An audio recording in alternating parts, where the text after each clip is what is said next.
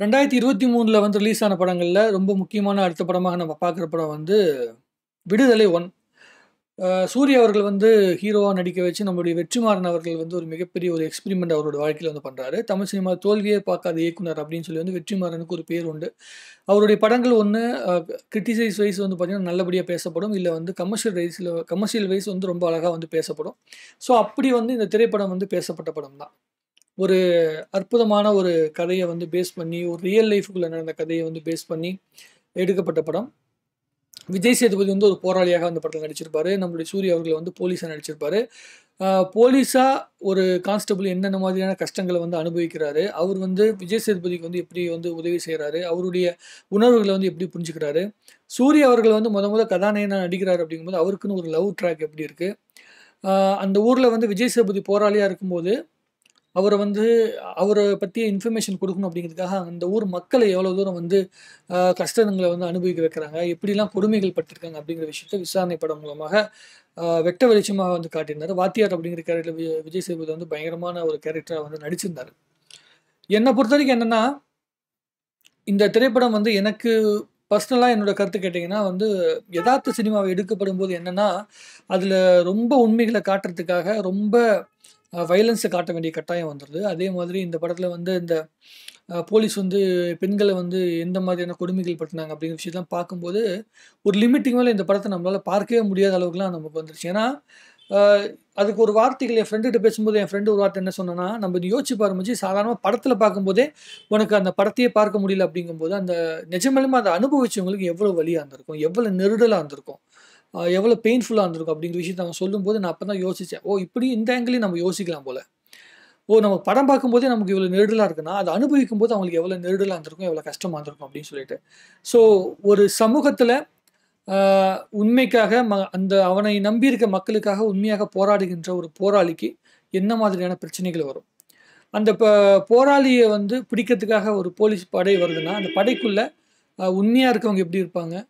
சூரி மாரியான கேரக்டர் இருக்குங்கல்ல, அவங்க எப்படின்னா வந்து சில போலீஸ் அதிகாரிகள்லாம் வந்து பார்த்தீங்கன்னா தப்பானவர்களா சித்தரிச்சு காட்டியிருப்பாங்க. ஆனா, சூர்யா அவர்கள் வந்து அந்த தப்பான மனிதர்களுக்குள்ள இருக்கிற ஒரு நல்ல மனிதனா எவ்வளவு கஷ்டங்கள அனுபவிப்பான் ஒரு போலீஸ் அதிகாரி அப்படிங்கிற விஷயத்த காட்டியிருப்பாங்க. அவருடைய லவ் ட்ராக்கும் கண்டிப்பா ரொம்ப அழகா அழகா வந்து பார்த்தீங்கன்னா பேசப்பட்டுச்சு.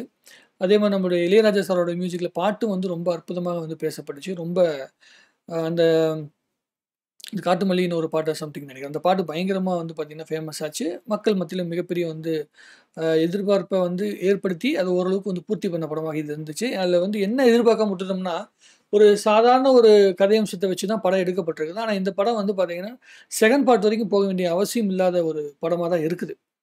ஸோ, இப்பலாம் என்ன இயக்குனர்கள் பண்றாங்கன்னா, ஒரு பட்ஜெட்ல வந்து படத்த ஆரம்பிக்கிறாங்க. படம் ஆரம்பிச்சு படம் ரன் ஆயிட்டு இருக்கும்போது, கொடுத்த படத்துக்குள்ள பட்ஜெட் முடிக்க முடியலன்னா, அத 1 பார்ட்டா கட் பண்ணி 2ண்ட் பார்ட்டா அதுக்கப்புறம் ரிலீஸ் பண்ண ஆரம்பிச்சுர்றாங்க.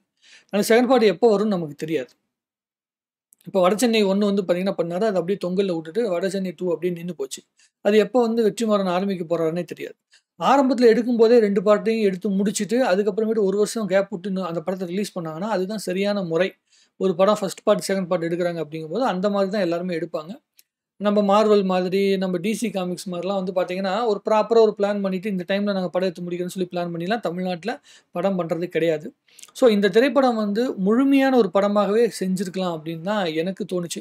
இது 2ண்ட் பார்ட்டுக்குன்னு வந்து ஒரு தொங்கல்ல வுட்டுட்டு, அது வந்து வருமா வராதான்னு சொல்லி வந்து யோசிக்க வச்சுக்கிட்டு இருக்கல ஒரு பிரயோஜனமும் இல்லை அப்படின்னு நெனைக்கிறேன். அந்த அளவுக்கு 2ண்ட் பார்ட் எடுக்கிற அளவுக்கு இந்த படம் வந்து அவ்வளோ பயங்கரமான கதை உள்ள படம் அப்படி இல்லைன்னு நான் நெனைக்கிறேன்.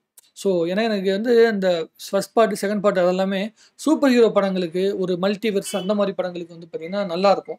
இது சாதாரண ஒரு கதை தானே. ஒரு ஜனரஞ்சகமான கதைக்கு எதுக்கு அப்படிலாம் பண்ணணும் அப்படிங்கிற மாரி கேள்விகள வந்து எழுப்புச்சு. இருந்தாலும் இந்த திரைப்படம் வந்து மக்களுக்கு வந்து ரொம்ப புடிச்சிருந்துச்சு. மக்களுக்கு வந்து பார்த்தீங்கன்னா, ஒரு கேள்வி எழுப்புற மாரி இருந்துச்சு. இளைஞர்கள் மத்தியில வந்து ஒரு ஆ எப்படி சொல்றதுன்னா, ஒரு நல்ல திரைப்படம், எதார்த்தமான ஒரு சினிமாவ பார்க்குற உணர்வ வந்து இந்த படம் குடுத்துச்சு. ஆக மொத்தத்தில 2023ல வந்த படங்கள்ல நம்மளுடைய விடுதலை 1 வந்து பார்த்தீங்கன்னா, ஒரு முக்கியமான இடத்த பிடிச்சிருக்கு அப்படின்னு சொன்னீங்கன்னா, அது மிகையில்ல. கண்டிப்பா ஒரு முறை பார்க்கும் அளவுக்கு இந்த திரைப்படம் இருந்துச்சு. 2வது முறை பார்க்கும்போதுக்கு, நீங்க வந்து உண்மையான அக்மார்க் சினிமாக்காரனா இருந்தா தான் நீங்க பார்க்க முடியும். டெக்னிக்கலான விஷயங்கள பார்க்கணும் அப்படின்னா தான் பார்க்க முடியுமே தவிர, சாதாரண ஆடியன்ஸா 2வது வாட்டி பார்க்கக்கூடிய அளவுக்கு இந்த திரைப்படம் இல்லை அப்படிங்கிறது தான் ஒரே ஒரு மன வருத்தம். என்ன பொறுத்தவரைக்கும். மத்தபடி உங்களுடைய கருத்த வந்து கமெண்ட்ல எழுதுங்க. அதுல வந்து நம்ம இன்னும் நெறைய விஷயங்கள் வந்து பேசலாம். நன்றி.